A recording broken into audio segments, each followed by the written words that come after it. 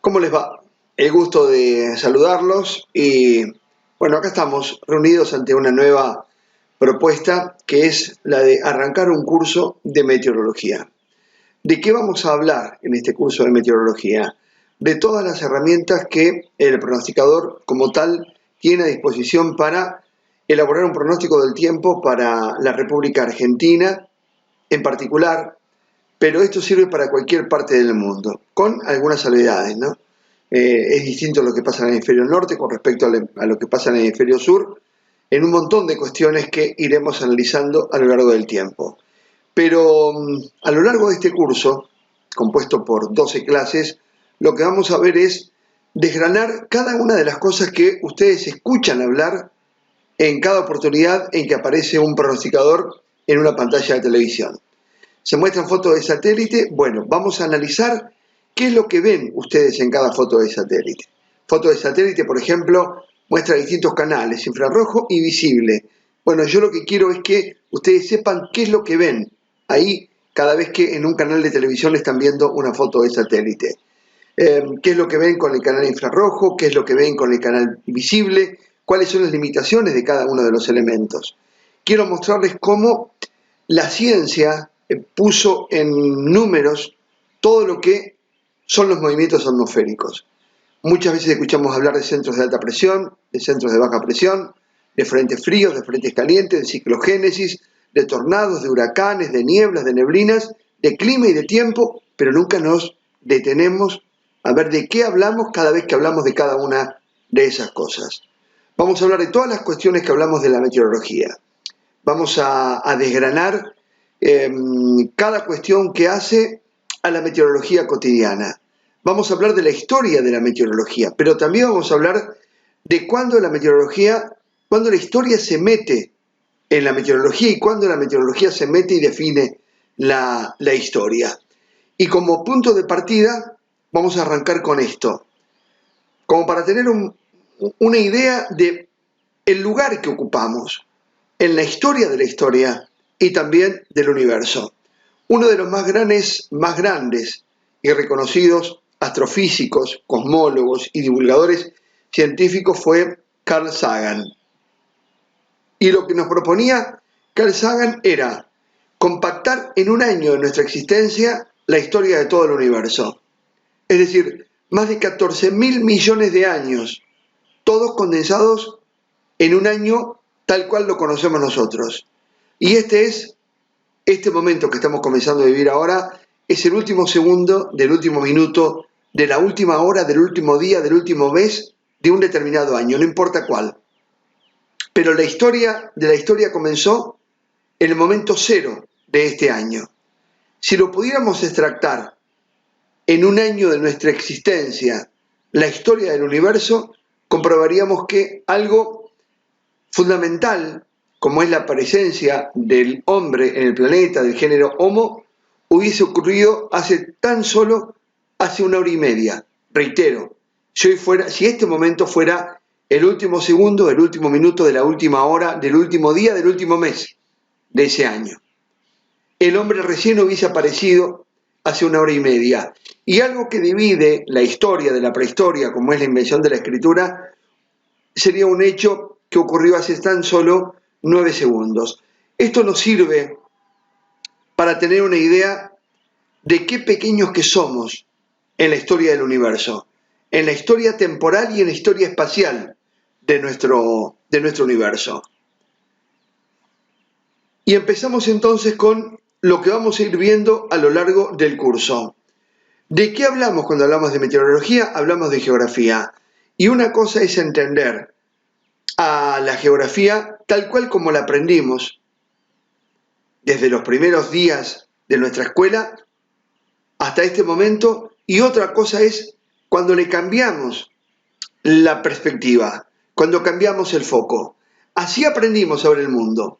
Ahora yo les propongo qué pasaría si lo vemos de esta manera. Fíjense, este es el casquete antártico. Nosotros con esta imagen estamos parados exactamente sobre el polo sur. Antes, en la imagen anterior, en esta imagen, estábamos parados sobre Europa y sobre el Ecuador. Ahora estamos parados sobre el Polo Sur. Fíjense cómo cambia todo, cómo cambia la perspectiva. Lo que es la pequeña península que es el sur de Sudamérica con respecto al océano que nos rodea. El Atlántico, el Pacífico, el Atlántico y todo el Índico. Y todo esto es la Antártida. Este es el Ártico. Una gran diferencia.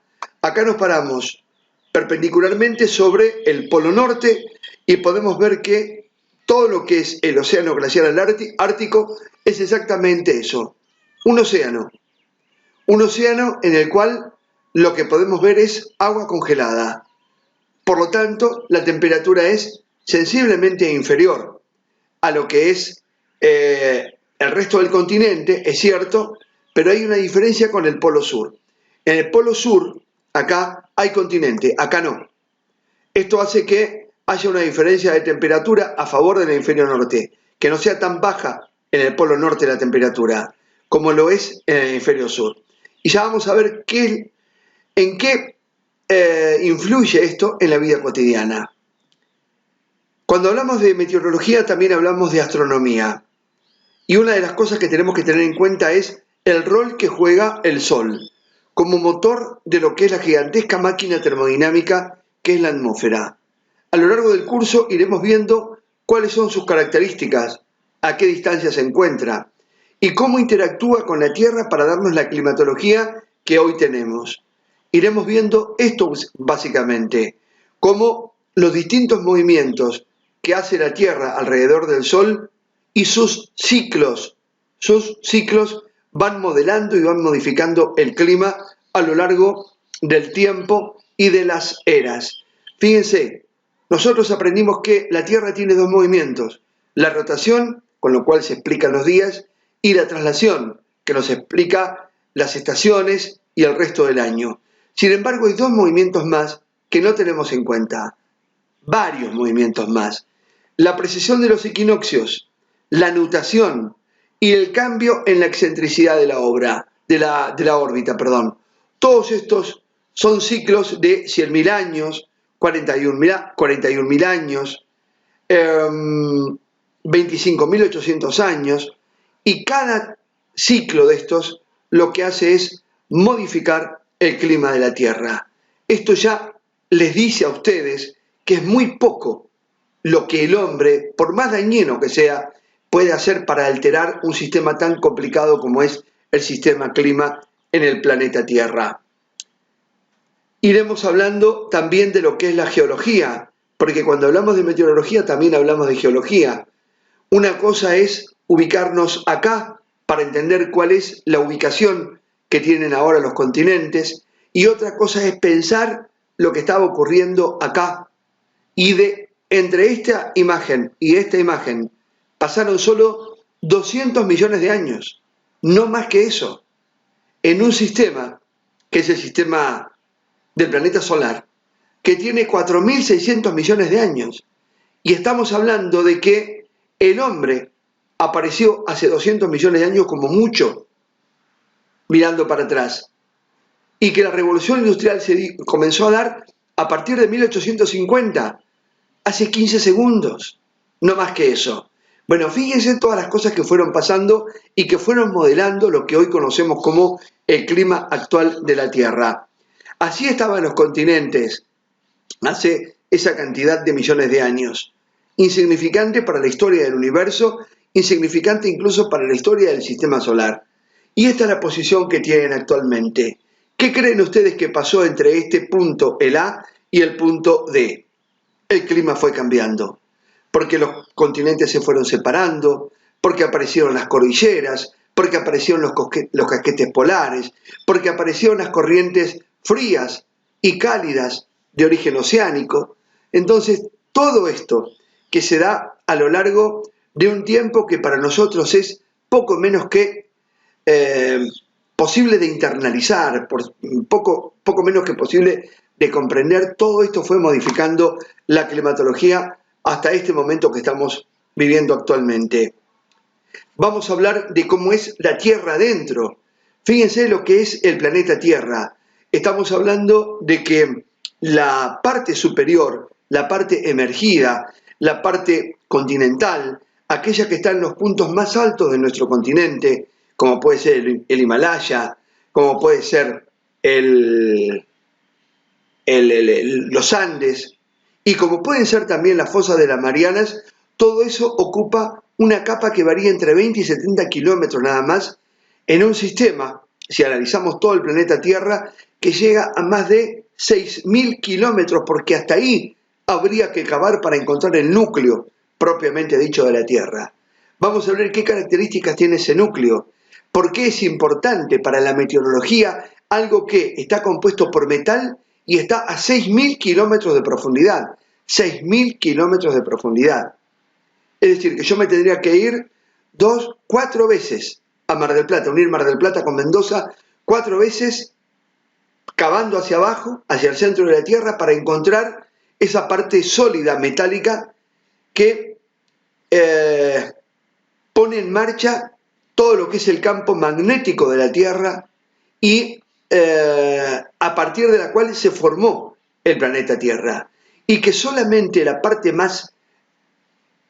superior de nuestro planeta es la parte que varía entre 20 y 70 kilómetros, sobre la cual están posicionadas todas las costas emergidas, todos los continentes y todos los mares.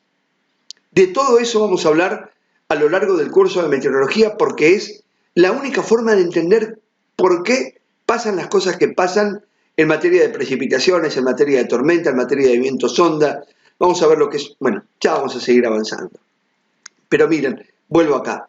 Una vez haciendo la carrera de ingeniería ambiental, un profesor me dijo que para entender esto tendríamos que entender que una estampilla de esa de filatelia, una estampilla de correo, sería proporcionalmente el espesor que tiene todo lo que es la corteza terrestre, todo lo que es la litosfera, todo lo que es tierra emergida, aquella que está por encima de esto que es la tenosfera, que es donde está la lava, esa misma lava que emerge por los volcanes de vez en cuando. Bueno, sobre esa zona están todos los continentes, como flotando.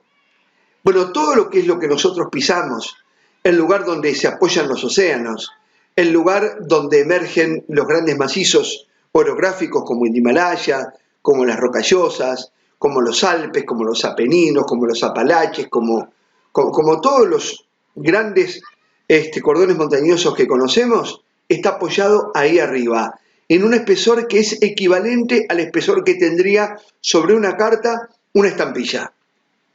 Para tener idea de lo pequeño que somos. Solamente eso les cuento, esta cuestión que tiene que ver con lo geológico. Cuando hablamos de meteorología también hablamos de oceanografía, porque la distribución de los sistemas de alta presión permanentes o semipermanentes, la distribución de los centros de baja presión, semipermanentes o permanentes, hizo que a lo largo del tiempo, a lo largo de las eras, los mares se vayan moviendo, copiando esos vientos predominantes.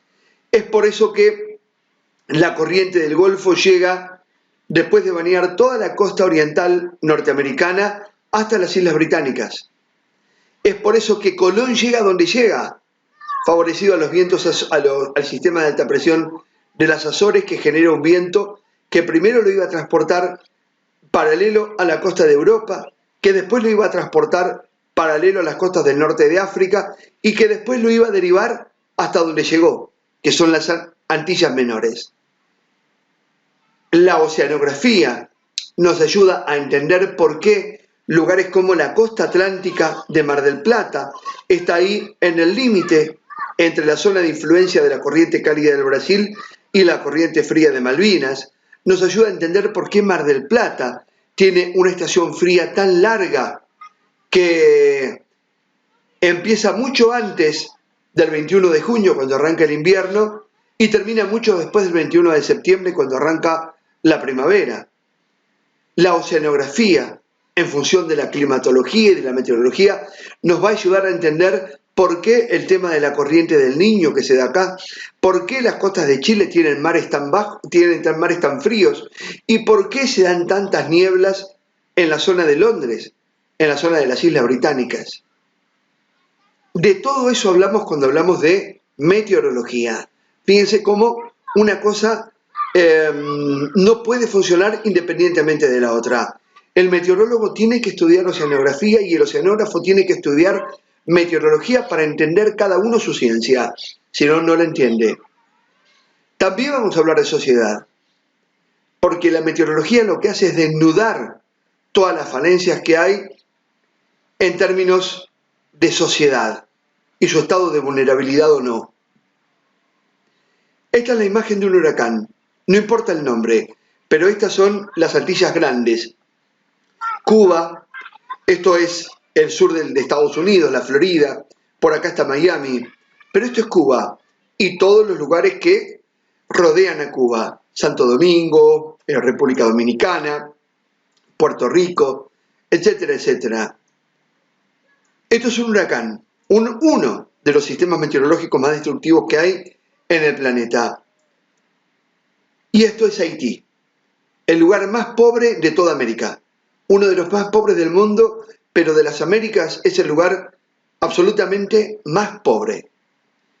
No es lo mismo que este sistema ingrese acá, a la Florida, a que ingrese a Haití. Y cuando digo Haití, hablo de un montón de lugares tan vulnerables como Haití. Cuando pasa por Haití, provoca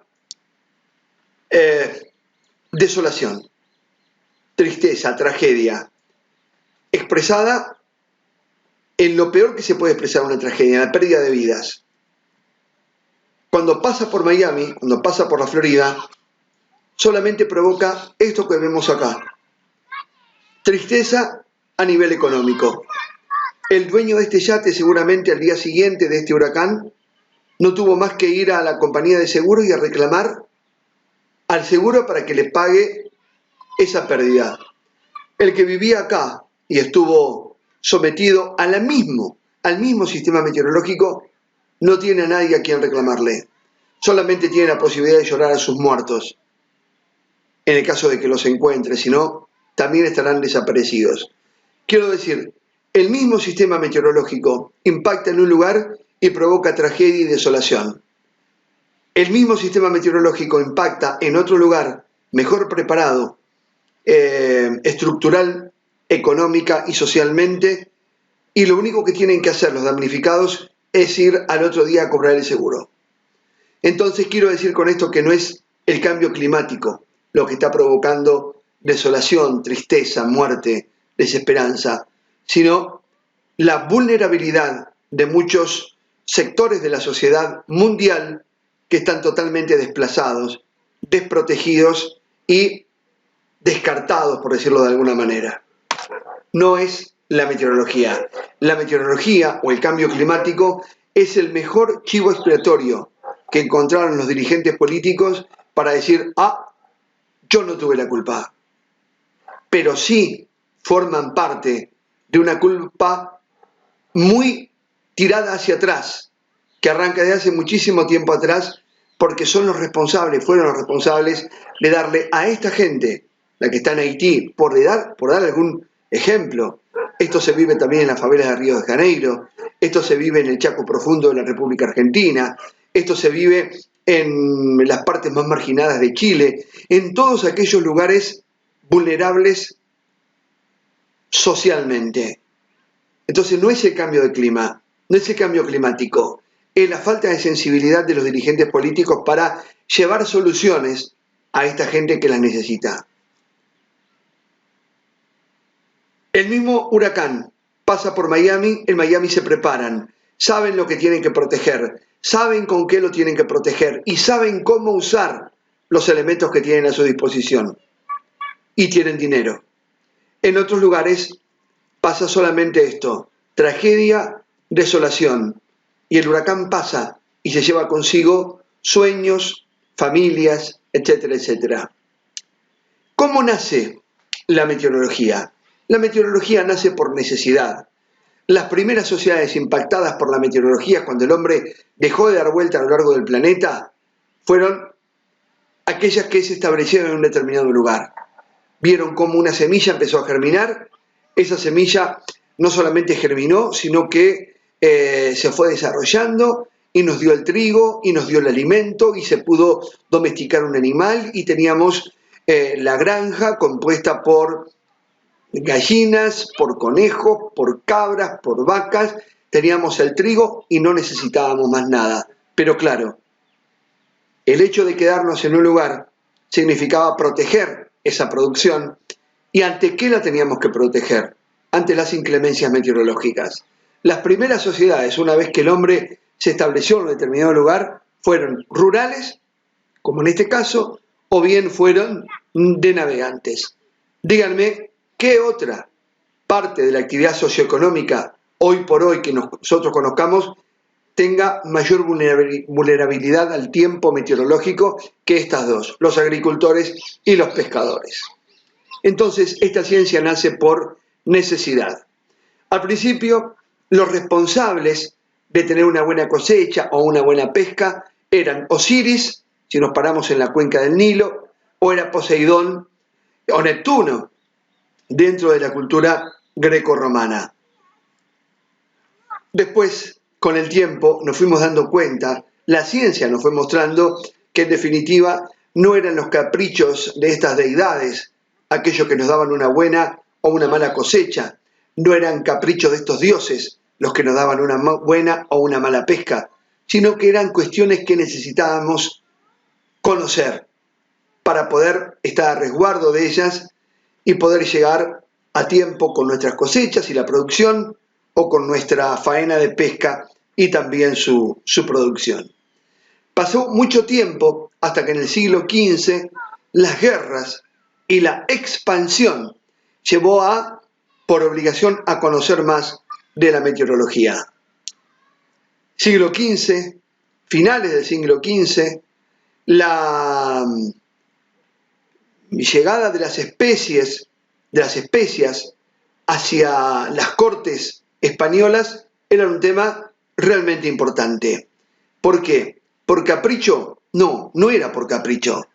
Estamos hablando de finales del siglo XV, 1450 a 1490 a 1500.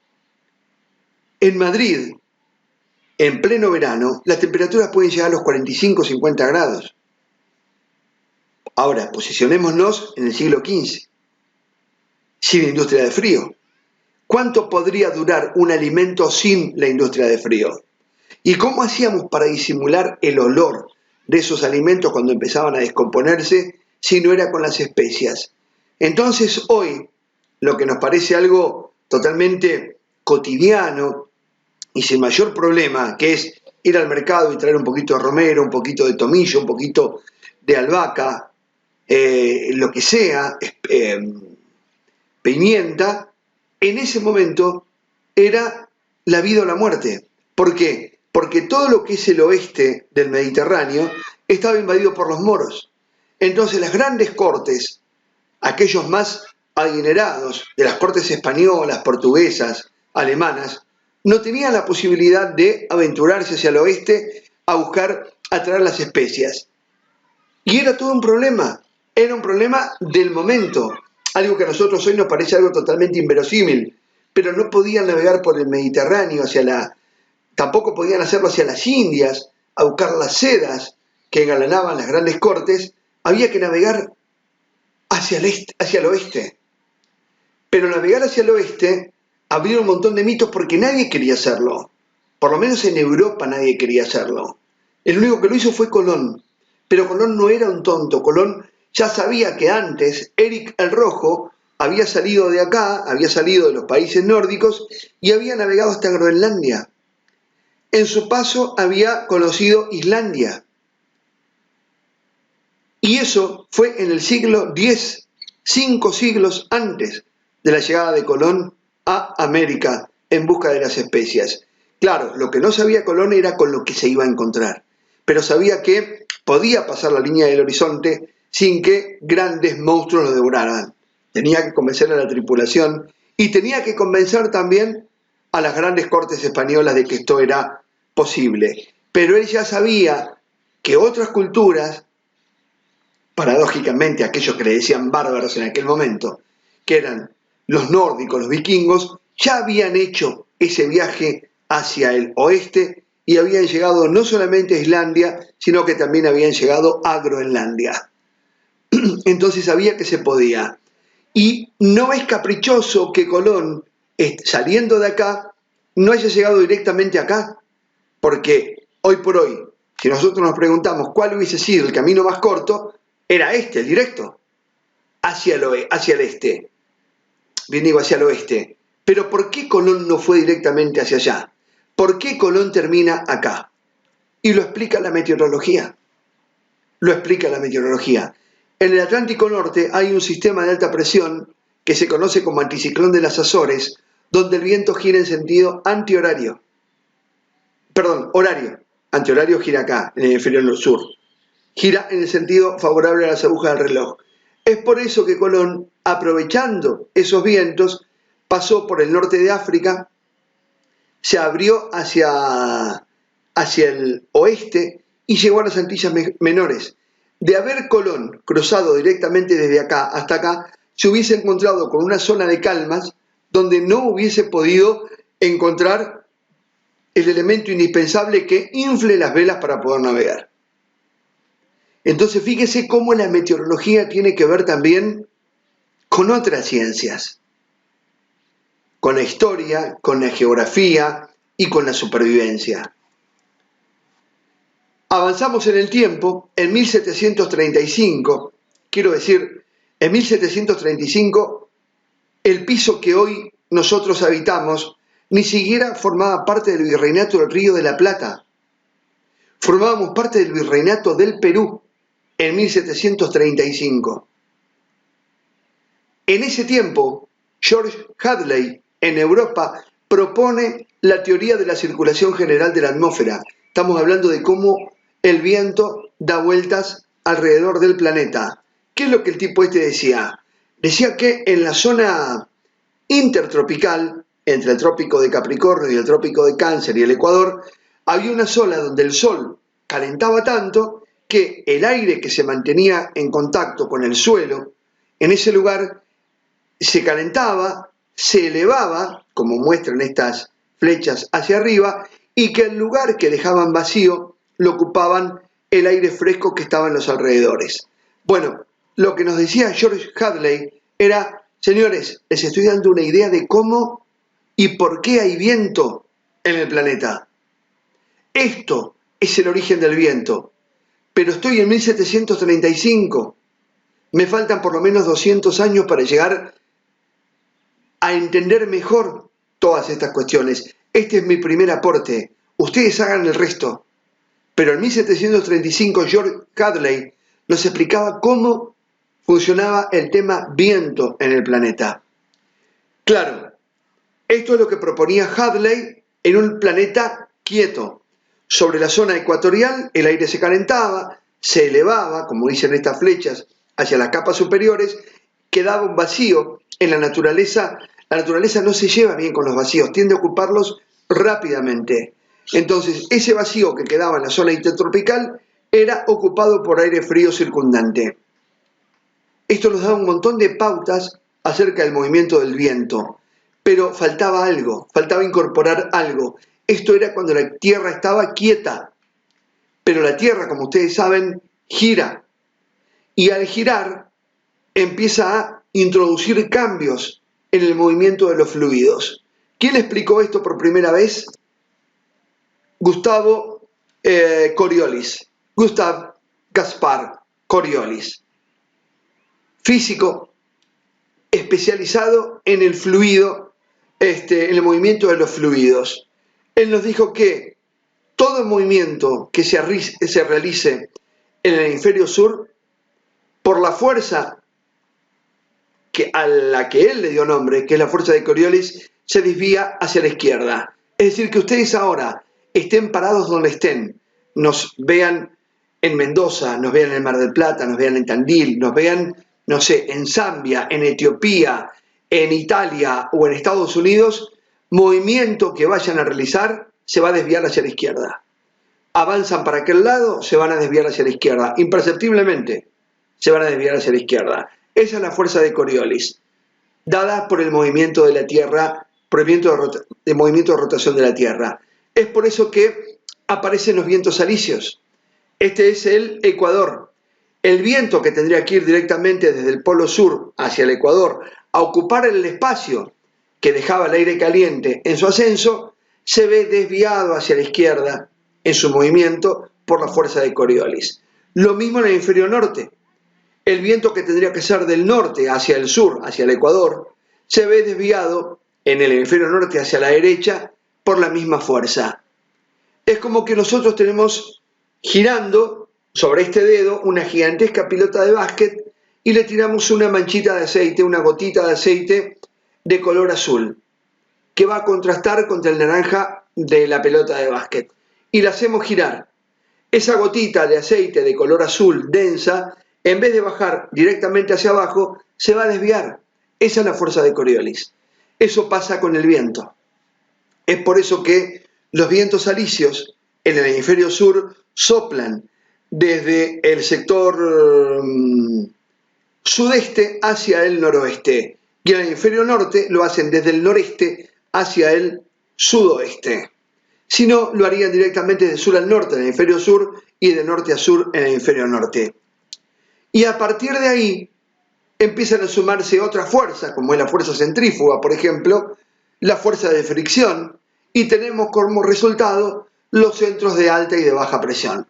Los famosos sistemas anticiclónicos y ciclónicos de los cuales escuchamos hablar tanto, pero nunca nos detuvimos a entender qué son específicamente y por qué son tan importantes para la República Argentina.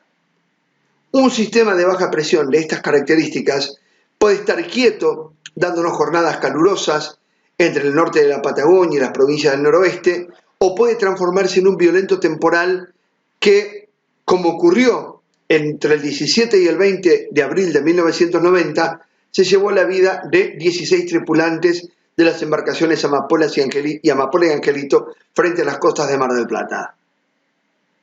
¿Se dan cuenta por qué es importante entender de qué va todas estas cuestiones de lo meteorológico? Un sistema de alta presión de estas características puede darnos un día espectacular, pero puede provocarnos una helada terrible que se lleve puesto todo el sacrificio mío y de toda mi familia si tengo una pequeña producción de esas que abundan tanto en una de las provincias económicamente más pujantes que tiene la República Argentina, como es Mendoza, como es Neuquén, como es San Juan. Entonces, conocer lo que pasa dentro de un sistema de alta presión puede ser importante para mi cultura general, pero también puede ser importante para mi sustento diario. Y de eso vamos a hablar en el curso de meteorología. En 1600 y pico aparece este hombre que es Evangelista Torricelli y nos dice: flaco, si vos me estás diciendo que el aire se hace más liviano porque el sol calienta en un lugar y porque el aire más pesado que está en los alrededores acude a llenar el espacio que deja el aire caliente en su ascenso, me estás diciendo que el aire pesa. Bueno, entonces yo lo que voy a hacer es demostrar el peso del aire. ¿Y qué hizo Torricelli en ese momento? Inventó el barómetro. En este caso el barómetro Fortin, un instrumento que hoy pasó un montón, ¿no? Desde 1646 que lo inventó hasta este 2020, hoy todavía se utiliza en las centrales donde se toman datos meteorológicos de todo el mundo. Se llama barómetro Fortin. Lo que demuestra este barómetro es que el peso del aire puede equilibrar el peso de una columna de mercurio de 1 centímetro de sección dentro de un tubo de vidrio que tenga un vacío. Ese es el experimento de Torricelli. Entonces, esto se dio en 1646. Fíjense cómo vamos llegando con el tiempo. Pero claro, esto nos iba a servir en ese tiempo, siglo XVII, siglo XVI, siglo XV, para entender que sí, bueno, está bien, el aire tiene peso, pero ¿de qué me sirve todo eso? A mí no me sirve estar en Italia, este hombre, Torricelli era italiano, no me sirve que me cuente lo que está pasando en Italia. Yo necesito saber qué pasa en el mundo, yo necesito comprender el clima y necesito comprender la meteorología a nivel mundial. entonces íbamos a necesitar navegantes. Esos navegantes iban a tener que tener en sus barcos ese instrumental, el barómetro, aquel que me diga cuánto pesa el aire, expresado en milímetros de mercurio, en milibares, ahora en hectopascales, pero el aire pesa, y eso tiene que ver con los cambios meteorológicos. Y estos navegantes, llámenle como quieran, conquistadores, colonizadores, aventureros, corsarios, piratas, el nombre que ustedes quieran. Lo cierto es que cada tipo en su barco llevaba un barómetro. Y claro, guardaba el dato y no se lo podía contar a nadie, hasta que en 1848 aparece Samuel Morse e inventa esto, que es el telégrafo. A partir de ese momento, cada barco podía contener un instrumento para poder emitir y transmitir la información meteorológica que iba teniendo a bordo. Entonces, no solamente teníamos el dato, sino que también podíamos saber dónde estaba el que lo generaba y poder con eso tener una idea de cómo se distribuían los centros de alta, 8, con la H, y baja, low, en letras rojas, alta y baja presión a lo largo de todo el planeta. Y a partir de ahí es que empezamos a descubrir cómo estaban distribuidos en el mundo los centros de alta y de baja presión. Con eso aprendimos a entender dónde estaban las mejores condiciones meteorológicas, dónde estaban las peores condiciones meteorológicas, las más ventosas, las más inclementes, etcétera, etcétera. De esto vamos a hablar a lo largo de las 12 clases del curso. ¿Cuándo no? En el tiempo de la guerra, Primera Guerra Mundial, Noruega, 1920, aparece la Escuela Noruega de Meteorología con este hombre, Wilhelm Bjerknes, que entre sus teoremas, primer y segundo teorema de Bjerknes, nos ayuda a entender el comportamiento del viento y de los vientos locales, la brisa de mar, la brisa de tierra, que se da en lugares como Mar del Plata, por ejemplo, o en todos los lugares donde haya mucha diferencia entre el suelo que se calienta rápido y un mar que permanece frío. Y vamos a entender con el primer teorema de Bjerknes también por qué aparece la brisa de valle y la brisa de montaña, por qué desde el valle acude aire a llenar el lugar vacío que va dejando el aire caliente que se eleva cuando está muy afectado por el sol en un mediodía, en una tarde, en una montaña insolada. Entonces, este hombre nos ayuda también a entender que había que crear un servicio meteorológico donde cada lugar fuera capaz de dar y aportar el estado del tiempo, para que después toda esa información vaya a una central meteorológica, sea recibido y volcado a un mapa. Entonces iba a venir otro meteorólogo y decir, bueno, en el centro de Europa tengo alta presión, en el Atlántico Norte tengo baja presión, y esto que les estoy diciendo puede darse también en el hemisferio sur, en Australia, como en Argentina, en Chile, en Nueva Zelanda, etcétera, etcétera. Este hombre es el padre de la meteorología moderna prácticamente. Nos decía que cada lugar tenía que tener uno de estos lugares. Esto ustedes lo van a encontrar en el Plumerillo, esto lo van a encontrar en Córdoba, lo van a encontrar en Santa Rosa La Pampa, lo van a encontrar acá en Mar del Plata, lo van a encontrar en Buenos Aires, en Villa Ortúzar, en Ezeiza, en Aeroparque, en todas las estaciones meteorológicas que están distribuidas a lo largo y ancho no solamente del país, sino de todo el mundo, van a encontrar esto que es el puntapié inicial del pronóstico del tiempo. Acá, en cada aeropuerto está instalado esto que se llama campo meteorológico, donde están todos los instrumentos que miden los datos de temperatura, humedad, presión, viento, visibilidad, fenómenos meteorológicos, lluvia, caída, etcétera, etcétera. Sistemáticamente se toman esos datos, se los manda a una central y en esa central se los vuelca a un mapa de la República Argentina y con eso el pronosticador sabe cómo están distribuidos los centros de alta y de baja presión. Pero no es fácil.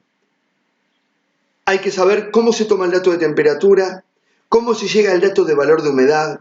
Vamos a explicar por qué la humedad relativa es algo que no me sirve absolutamente para nada y sí hay otros parámetros que me son muy útiles para anticiparme a una helada o a una tormenta fuerte como es el punto de rocío. y todo sale a partir de acá, de este lugar.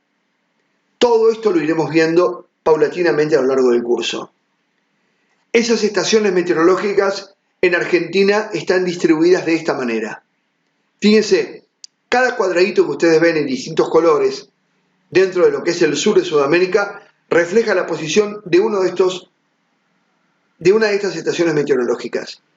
Todas las horas, todas y cada una de las horas. Simultáneamente, meteorólogos especializados en la observación del tiempo, entrenados para eso, sistemáticamente toman cada uno de esos datos, los asientan en una planilla y no conforme con eso, lo envían a una central meteorológica, para que después el que lo recibe de esa central meteorológica en Buenos Aires lo envíe a Europa, así que todos los sistemas, servicios meteorológicos nacionales saben lo que está pasando en cada país, dentro de la estructura de la Organización Meteorológica Mundial. Según sus designios, todos los países que forman parte de la Organización Meteorológica Mundial, sistemática y metodológicamente toman los datos de cada uno de esos puntos que veíamos anteriormente. Los envía a una central local a nivel nacional y de acá se mandan a Europa y Estados Unidos. De modo tal de que en poco tiempo en todo el mundo se sabe lo que pasa en todos lados. Ahora, esto es lo que se necesita para hacer el primer pronóstico del tiempo. Pero empezamos con el primer problema, que es la geografía. Recuerden lo que es Argentina, Chile, Uruguay, sur del Brasil, en el mapa. No en el mapa que veíamos cuando nos parábamos sobre el Ecuador, sino cuando nos parábamos sobre los polos. Mar a un lado, mar hacia el otro lado y la nada misma. Fíjense lo que pasa en Europa. Bueno, así quedan los mapas del tiempo en nuestros lados, ¿no? En la República Argentina. Ahora fíjense, con estos datos salió este mapa. Fíjense este claro, y todos los claros que hay acá, todos los claros que hay acá, todos los claros que se abren entre Mar del Plata y Bahía Blanca, entre La Pampa y San Rafael, entre Neuquén y San Rafael, entre Neuquén y La Pampa, y ni que hablar lo que es el Pacífico, ni que hablar lo que es el Atlántico. Ahora, fíjense lo que pasa en Europa, fíjense la comparación. ¿Por qué marco la diferencia? Porque de la cantidad y la calidad de este tipo de datos que tengamos depende el resultado del pronóstico, sobre todo de los pronósticos a más largo plazo. Y ustedes seguramente en algún momento se quejaron y habrán dicho, pero ¿cómo puede ser que si me dijeron que iba a haber una tormenta en San Rafael, no estuvo en San Rafael? O una tormenta en Mar del Plata, no estuvo en Mar del Plata, ni en Tandil. Y sin embargo se dio a 50 kilómetros, a 100 kilómetros, un par de horas antes o una hora, un par de horas después. Bueno, eso, ¿saben de qué depende? De esto. Depende de la cantidad y la calidad de esta información. Esto pasa en el sur de Sudamérica. Quiero mostrarles lo que pasa en Europa. Cada punto refleja un lugar observado. Fíjense que hasta nos cuesta encontrar la división geográfica entre España y Portugal, entre Alemania y Francia, por ejemplo. Nos cuesta encontrar las Islas Británicas, porque es tanta la concentración de información que prácticamente se hace imposible encontrar la división entre países. Pero ¿esto por qué? ¿Esto es un capricho de que quiero tener más información meteorológica? No es un capricho, es una prioridad. Porque hace rato que en el hemisferio norte entendieron que si saben más de la meteorología, van a saber más del clima. Y si saben más del clima, van a tener mejor economía. Los rindes en materia de producción agropecuaria van a ser mayores. Y saber el volumen de cosecha, la calidad de la cosecha que vayan a tener en los lugares de donde viene el alimento, les va a permitir poner el precio en muchos casos. Entonces, no lo hacen de bueno ellos, lo hacen porque necesitan conocer más y mejor todas las variables meteorológicas porque tienen mucho que ver con la economía. Recuerden, en el hemisferio norte predomina la tierra, hay muy poca agua, predomina la tierra y es más fácil poner estaciones meteorológicas. En el hemisferio sur, sur de Sudamérica, es totalmente al revés, predomina el agua. Encima somos pobres, no tenemos plata para invertir en estaciones meteorológicas. Ahora, somos capaces de elevar la información de la que disponemos hacia las centrales de pronóstico. Esas centrales de pronóstico, junto con los datos que vienen de Europa y de Estados Unidos, mandan toda la información, incluso los países como el nuestro, más los países de ellos, alimentan gigantescas computadoras y de esas gigantescas computadoras aparecen los mapas pronosticados con los cuales se hacen los pronósticos del tiempo. Ahí aparece lo que vos tenés en tu celular, a través de Weather Channel, a través de Windy TV, a través de todas las aplicaciones, a través de WinGuru, a través de todas las aplicaciones que vos puedas tener para ver qué es lo que está pasando con el tiempo. Se nutren de estos datos. A mayor concentración de datos, a mejor calidad de datos, mejor va a ser el pronóstico. Por eso vos vas a escuchar al que venga de Europa y te dice, escúchame, o de Estados Unidos y te diga, mirá, yo en mi teléfono tenía que ir del punto A al punto B. Y en el teléfono me dijeron, entre el punto A y el punto B, a mitad de camino, a las 4:15 de la tarde va a haber un chaparrón de granizo de 15 minutos. Trata de evitarlo. Y a las 4:15 de la tarde, entre el punto A y el punto B, a mitad de camino, hubo un chaparrón de granizo de 15 minutos y yo lo evité.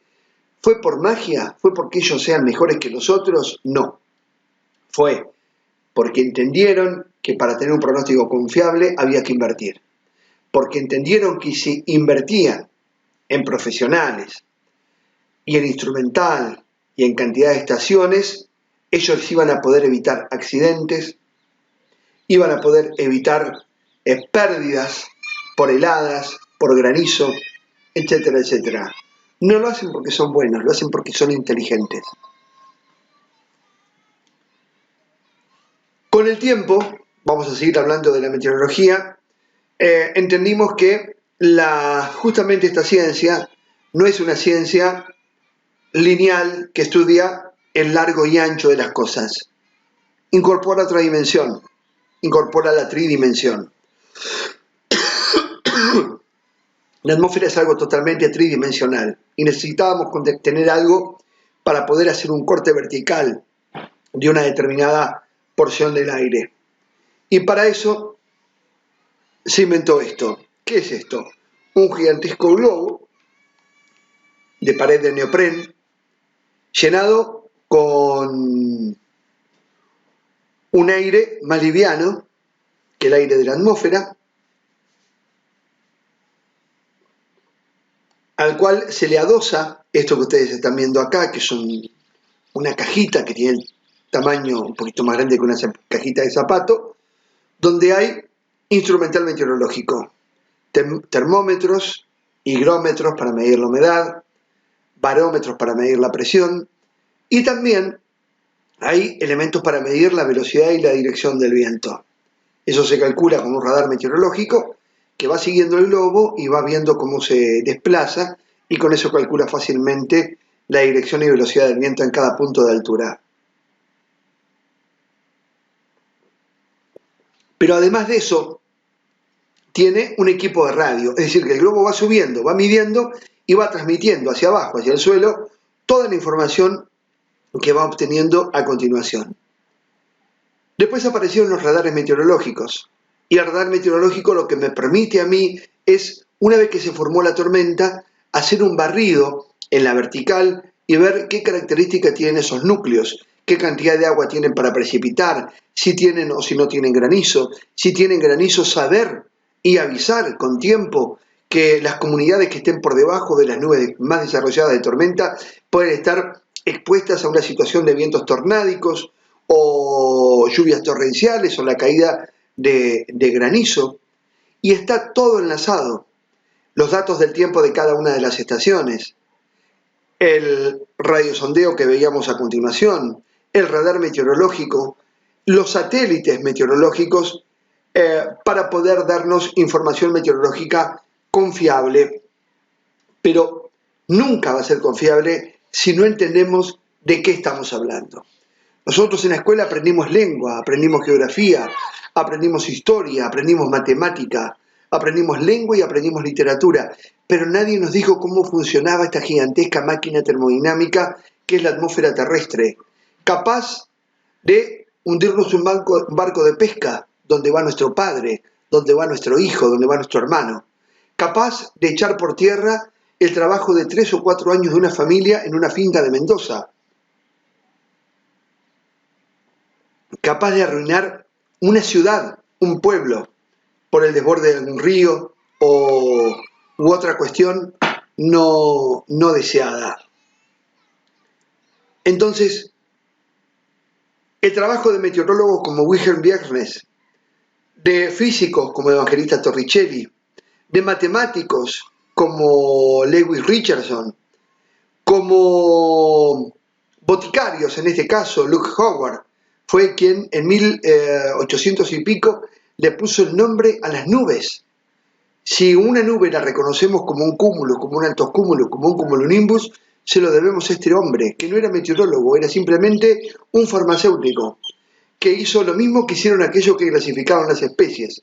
Le dieron nombre científico a cada una de las nubes que después nosotros también vamos a ir estudiando. Y después llegaron los navegantes, aventureros, piratas, ponele colonizadores, el nombre que vos quieras. Lo cierto es que ellos llegaron no solamente, como decía James Cook, no solo más lejos de lo que haya estado cualquier otro hombre antes que yo, sino todo lo lejos que pienso que un hombre pueda llegar. Entonces, con este espíritu se llevó ese instrumental y nos llevó esto a entender, igual que Francis Drake, a entender cómo se comporta, cómo se conforma todo lo que es la meteorología mundial. Francis Drake, por ejemplo, fue el primer navegante que circunnavegó el globo. Explorador, además de oficial del ejército, Drake asaltaba las naves españolas y se convirtió en el corsario más importante de su tiempo. Hoy escuchar eso nos parece algo totalmente loco, terrible. Esto hoy, a la vista de hoy, 2020, no es una hazaña, pero en ese momento alguien que armaba un barco podía conseguir la patente de corso y poder salir a buscar, interceptar. Argentina lo hizo con España. Busquen después lo que fue la campaña de Hipólito Buchar. Es increíble. Es increíble, ese marino hizo ondear la bandera argentina en Monterrey, ahí donde hacía sus hazañas el Zorro, en México. Bueno, la bandera argentina estuvo flameando. También tuvimos nuestros piratas nosotros en ese tiempo. Personas como Alejandro von Humboldt, junto con Carl Ritter, fueron los padres putativos de la geografía. Fue el primer indicio de lo que después podría haber llegado a ser la climatología y la meteorología. Gracias a todas estas cabezas, gracias a todos estos corazones, a estos espíritus, la meteorología es esto que termina siendo ahora, como podemos ver. Satélites, distintos satélites geoestacionarios de órbita polar, aeronaves que toman información, globosondas que se desprenden de estaciones aerológicas, estaciones sinópticas de superficie, como la que ustedes van a ver en cada aeropuerto de ciudades grandes. Mar del Plata tiene el suyo, Córdoba tiene el suyo, Mendoza tiene el suyo, Neuquén tiene el suyo. Después otras ciudades un poco más pequeñas que las grandes capitales también los tienen. Tandil, Azul o La Barría en la provincia de Buenos Aires, General Pico en La Pampa, Maquinchao en la provincia de Río Negro, Esquel en la provincia de Chubut, Bariloche, no solamente Viedma, que es la capital de Río Negro. En Mendoza está San Martín, por ejemplo, está San Carlos, está San Rafael y está Malargüe. Y así puedo citar cada una de las provincias. Toda esa información converge después en una central, información que propician aeronaves, radares meteorológicos, estaciones automáticas. Hay lugares que por su inaccesibilidad nos obligaron a poner estaciones meteorológicas automáticas, donde no hay gente trabajando, pero podemos obtener el dato vía conexión de internet, buques oceanográficos como el Irizal, por ejemplo, boyas oceánicas como las que se ubican en lugares donde no hay nadie, se instala, se fija ahí una boya y todo esto llega en forma de información meteorológica para que un analista reciba todo, lo vuelca en un mapa y aparezca la información meteorológica tal cual la conocemos.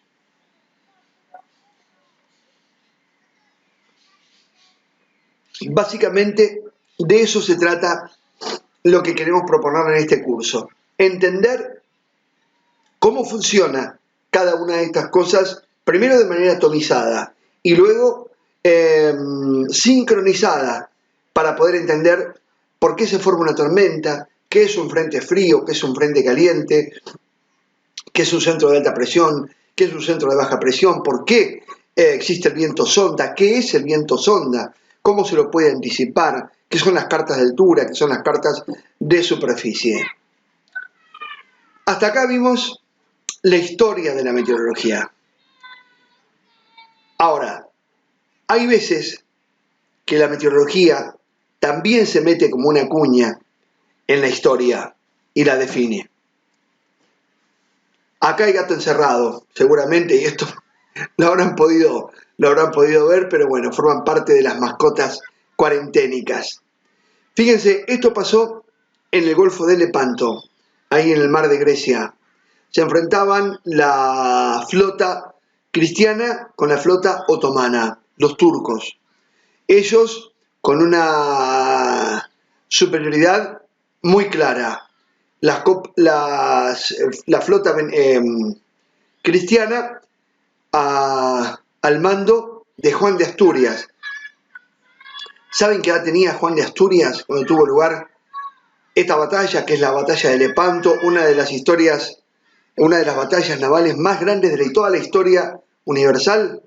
24 años. Estaba a cargo de todas las flotas que formaban parte de la flota cristiana. Ahí hubo un cambio de viento a favor de la flota cristiana. El viento de levante hizo que la flota veneciana, pequeña, muy ágil, pudiera meterse como un ariete dentro de la flota turca, desarticulándolos y rompiendo el esquema de batalla. Esto hizo que la batalla se decidiera a favor de los cristianos. Quizá, de no haber sucedido ese cambio de viento, la historia hubiese sido otra. Y en vez de tener predominio la Cruz Roja a nivel mundial, lo que hubiese tenido predominio es la Media Luna Roja, ¿verdad? Ustedes saben de lo que estoy hablando. Pero acá es un ejemplo de cómo la meteorología jugó en la historia. Ni que hablar acá, las campañas de Napoleón sobre Rusia, el invierno ruso implacable con las tropas de Napoleón, ni que hablar de lo que le pasó a Hitler, avanzando sobre Rusia en el larguísimo, terrible invierno ruso.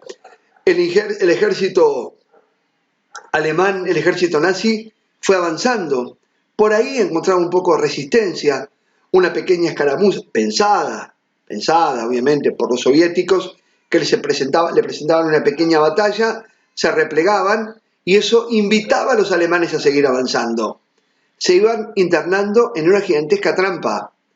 Al poco tiempo se dieron cuenta que los mecanismos de armas no funcionaban porque se congelaban, la comida escaseaba, los vehículos no podían moverse porque todo lo que era lubricante también se congelaba.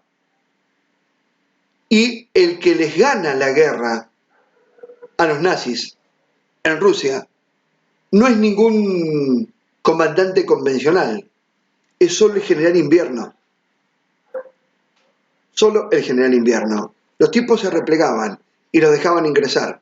Una vez que llegaron a presentar una batalla más o menos razonable, no tuvieron ni con qué ganas enfrentarla. Obviamente se tuvieron que replegar. Uno de los grandes errores que cometió la Alemania nazi en ese momento, gracias a Dios que los cometió. Ya más cerca de nuestra historia, la imagen de don Martín Miguel de Güemes, pero ya no el general Güemes, como lo conocimos, con sus campañas de montoneras en Salta y en Tucumán. Acá lo vemos como un joven cadete del ejército argentino en 1806, en plenas invasiones inglesas, haciendo algo que probablemente sea un hito en la historia de los ejércitos del mundo, atacando con un grupo de jinetes a caballo una fragata inglesa. ¿Por qué? Porque así como la sudestada del río de la Plata lo que hace es elevar el nivel del río, cuando el viento gira al revés, no del sudeste, sino del noroeste, lo que hace es sacar agua del río. Si vos no sos un especialista en eso, estamos hablando del año 1806, no te das cuenta, y puede ser un día despejado, pero con viento del oeste y del noroeste, las mareas reales van a estar bastante por debajo de lo que indiquen las tablas teóricas. Vos te vas a confiar y si tenés un barco grande, es muy probable que te pase como le pasó, a ver, ya estamos de vuelta, disculpen, como le pasó a la Justina, esta fragata inglesa que al verse encontrado sin agua, se apoya el barco sobre el lecho del río y ahí, al ver esa situación, el cadete Güemes concurre con un grupo de jinetes y toman a caballo una fragata inglesa. Cómo la meteorología se va metiendo en la historia. Y algo más cercano en el tiempo, más doloroso también porque es contemporáneo a muchos de nosotros, la Guerra de Malvinas. Esta es la silueta del crucero General Belgrano. Justamente hace pocos días se cumplieron 38 años de la pérdida de este buque. 1093 almas a bordo. En ese momento, y después, bueno, 2 de mayo de 1982, esta imagen que recorrió todo el mundo, ¿no? ¿Qué pasó? ¿Por qué el crucero General Belgrano termina en esta situación? El crucero Belgrano, en 1982, estaba involucrado en una operación de pinzas sobre la flota británica. Estaban ellos en una operación de desembarco frente a las Islas Malvinas e iban a ser atacados por 2 brazos de la Armada Argentina, uno compuesto por el portaaviones 25 de Mayo, que iba a atacar por el norte, y el otro por el crucero Belgrano, que iba a atacar por el sur. Esto iba a ocurrir el 1 de mayo de 1982. Entonces, para que los aviones que iban a bordo del portaaviones 25 de Mayo puedan despegar, necesitaban contar con un viento suficiente en contra para poder lograr rápidamente el nivel de sustentación requerido para que puedan volar al tope de armamento y al tope de combustible. ¿Quién iba a pensar? Estamos hablando de 1982, hace casi 40 años. ¿Quién iba a pensar que en esa tarde del 1 de mayo de 1982, en el sur del Atlántico, uno de los lugares más ventosos de todo el planeta, no hubiese viento? Bueno, ese día no hubo viento. Los aviones, por más que el portaaviones pusiera toda marcha hacia un determinado lugar, con ausencia de viento que sume la acción del portaaviones al viento existente, era imposible que pudieran despegar. Entonces se aborta la misión. Cuando se aborta esa misión, el portaaviones enfila hacia la costa de la provincia de Chubut y Santa Cruz. El crucero Belgrano bordea las Islas Malvinas por el sur, en camino a Islas de los Estados, y es ahí cuando es torpedeado. Producto de los 2 impactos, mueren 323 tripulantes. Ivo, el meteorólogo de San Rafael, el Tachi Flores, el compañero de quien les habla, seguramente se lo habrán cruzado algunos amigos sanrafaelinos o mendocinos en algún momento. El único meteorólogo que iba a bordo. Por suerte, pudo salvar su vida. 770 personas se salvaron en balsas salvavidas que empezaron a quedar solas, expuestas a los elementos, una vez que el buque lo miro y no puedo creer que semejante mole se haya hundido totalmente. Desapareció de superficie. Cuando el buque desaparece de superficie, a partir de ahí vuelve el típico viento del sur del Atlántico. Vientos de entre 80 y 100 kilómetros por hora, olas de entre 15 y 18 metros, sensaciones térmicas de 20 a 30 grados bajo cero, y ahí estaban nuestros marinos, algunos con 17 años, otros con más de 30, tratando de rezar para hacer las cosas más fáciles. Aquellos que eran muchos dentro de una balsa, soportando cada golpe de mar, ubicándose para poder bancar cada ola. Los que eran muy poquitos dentro de una sola balsa no sobrevivieron. Pero sobrevivieron 770 de 1093 en mares absolutamente hostiles, y eso ha marcado literalmente un hito en la historia bélica del mundo. No ha habido un naufragio con tan pocas bajas, hablando de un buque tan grande como en ese caso. Entrenamiento, pericia, temple, ejercicio y la convicción de que la causa era justa seguramente ayudaron para que esto haya sido así. Pero bueno, la meteorología también propuso eso, la ausencia de viento. ¿Qué hubiese pasado en esa guerra si ese día hubiese habido viento, si hubiesen podido despegar los aviones?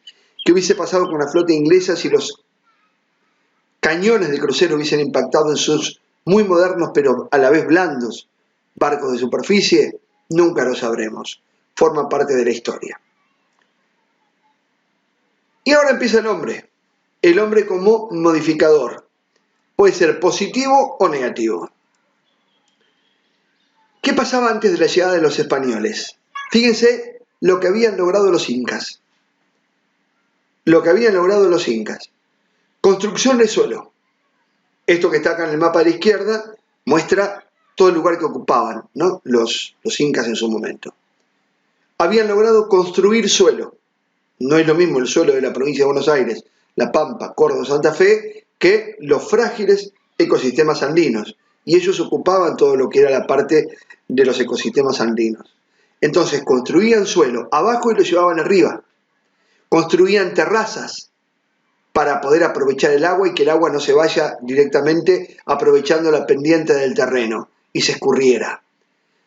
Aprovechaban al máximo el agua, aprovechaban al máximo el recurso humano. De hecho, más allá de que su régimen era totalmente autoritario y totalitario, los tipos se valían de lo que tenían para mantener un montón de gente con los pocos recursos con los que contaban.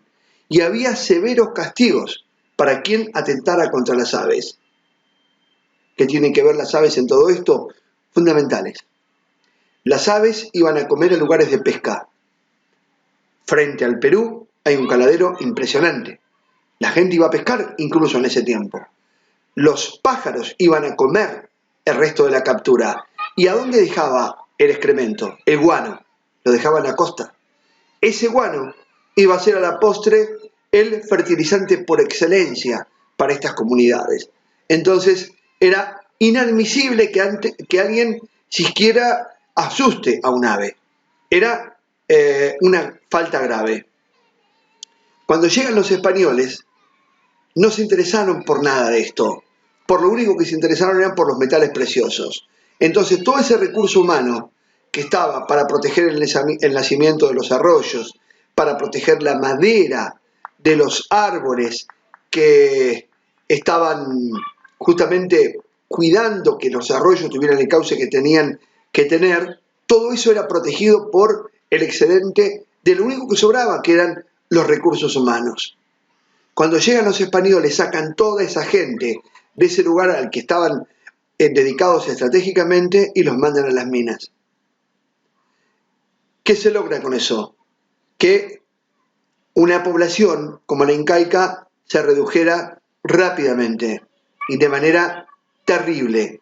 Se quedaron sin agua, la madera que estaba en los árboles que custodiaban, que mantenían el cauce de los arroyos, en un lugar donde el agua era absolutamente difícil de conseguir, desapareció. porque esa madera la utilizaron para hacer amalgama con la cual extraer los minerales de las rocas. Entonces se quedaron sin agua, se quedaron sin terrazas, se quedaron sin producción. Y fue la única manera que tuvo un pequeño grupo de hombres de someter a un imperio como fue el incaico. Otra forma que tiene el hombre de alterar su ecosistema, esto es de ahora, esto hace poco. Este es el mapa de distribución de precipitaciones en el noreste argentino. Fíjense que en azul están los registros de lluvia por año más grandes, ¿no? Sin embargo, cuando la soja fue un verdadero boom, todos querían tener soja, incluso aquellos que por las características edafológicas, por las características de su suelo, no podían tenerla. El suelo del norte argentino, del Chaco por ejemplo, es un suelo semiárido, donde la soja no se da de manera habitual, porque faltan nutrientes, porque no hay disponibilidad tanta de agua. Sin embargo, quiso la naturaleza que esta isoyeta, que es una línea que une igual puntos de valor de precipitación, en vez de abarcar solamente Misiones y el este de Corrientes, se desplace por un tiempo hacia el centro del Chaco. Entonces, en el Chaco llovía lo mismo que llovía en Misiones, por unos cuantos años. ¿Esto qué hizo? Que reverdeciera todo. No solamente la lluvia, sino también el trabajo agroquímico sobre el suelo hizo que el Chaco también pudiera producir soja. Con el tiempo, la isoyeta propia de Misiones volvió a su lugar y el Chaco perdió todo. Perdió el suelo, perdió los nutrientes del suelo, perdió el agua, perdió la soja, perdió la plata y entró en proceso de desertificación. Y acá no tiene nada que ver el cambio climático. Acá lo que tiene que ver es un mal manejo del suelo, pero tampoco se le puede achacar al que estaba de turno como gobernador en ese momento, no me importa acá el partido político, lo que sea, porque, un gobierno necesita tener divisas para enfrentar todos los desafíos que tiene. Y todos esos desafíos se enfrentan con plata y van a echar mano de lo que sea. Y en este caso, bueno, lo que más rendía era eso. No tenía tiempo para ejercer quizá un criterio sustentable, aunque lo tendría que haber hecho. ¿Qué es lo que decía Alberdi de la relación de las sociedades con la naturaleza? Fíjense, vamos a presentar dos posturas. Decía Alberdi que si en vez de estudiar la historia civil y administrativa de la América colonial, nuestros políticos hubiesen estudiado su historia natural, es decir, el suelo que habitamos y los elementos de riqueza de que somos poseedores inconscientes,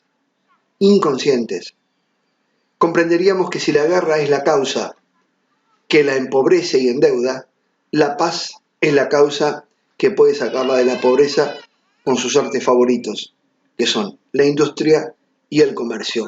Para Alberdi, la naturaleza como disponibilidad de recursos. Está todo para hacer. ¿Qué decía Sarmiento? Sarmiento decía, Argentina está geográficamente constituida de tal manera que ha de ser unitaria siempre, aunque el rótulo de la botella diga lo contrario.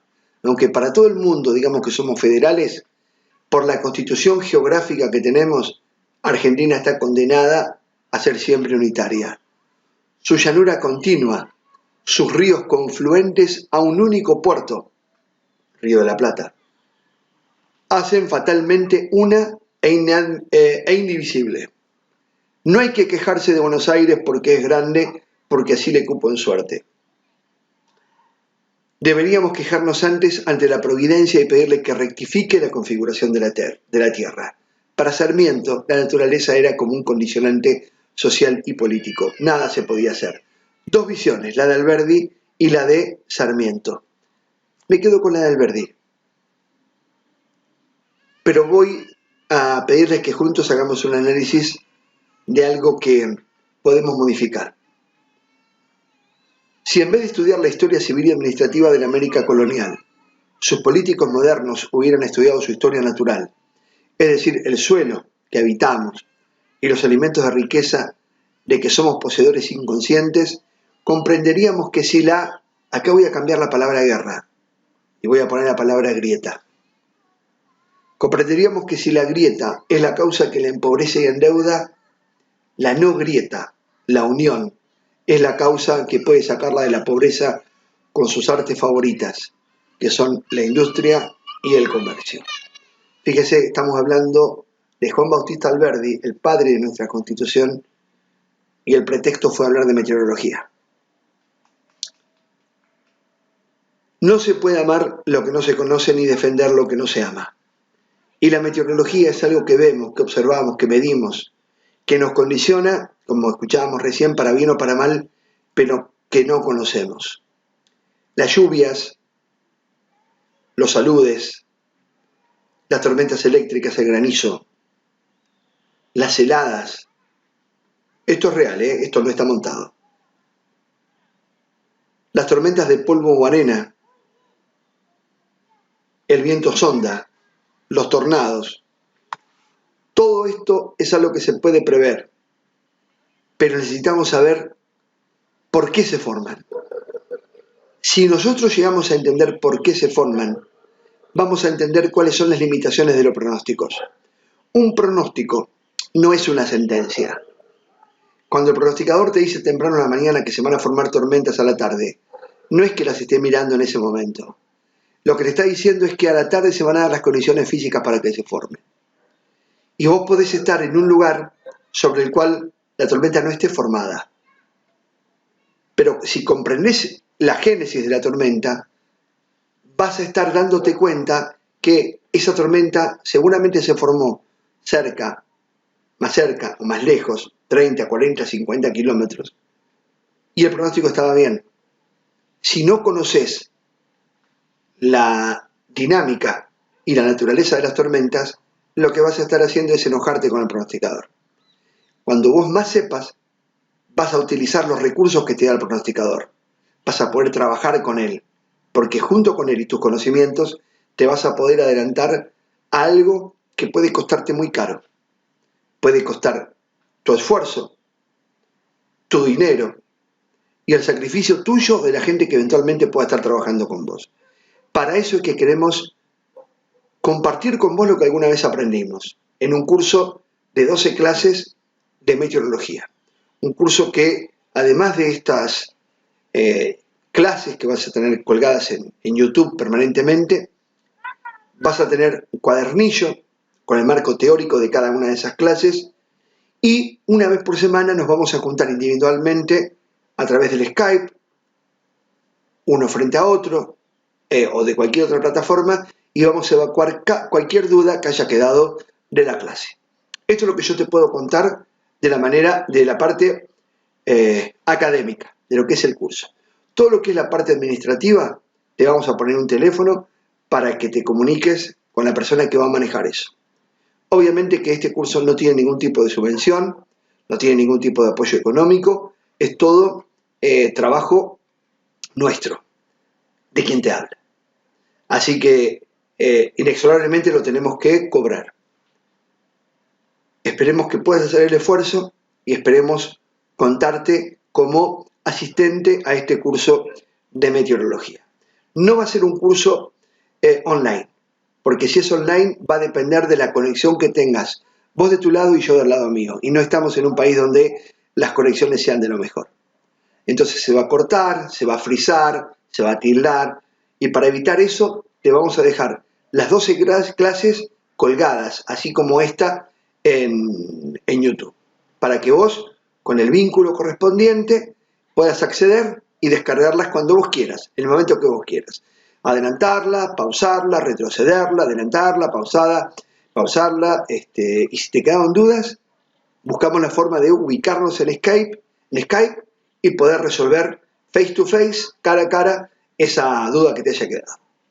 Bueno amigos, espero que les haya gustado, espero que les haya sido placentero. Nosotros nos vamos a estar comunicando para avisarles a partir de qué momento, de acuerdo a la cantidad de inscriptos que haya, van a encontrar cada una de estas clases con su vínculo correspondiente. Esto está abierto a todo público, este vínculo en particular. Después, cuando empecemos ya con las clases formalmente, no. Eso ya va a tener una llave que ustedes van a tener que adquirir de las formas que le van a contar. Gracias por su atención y será hasta cualquier momento. Son muy amables, ¿eh? Todos. A ver, estamos buscando la forma de cerrar justamente esta charla y creo que es este numerito que tenemos que apretar.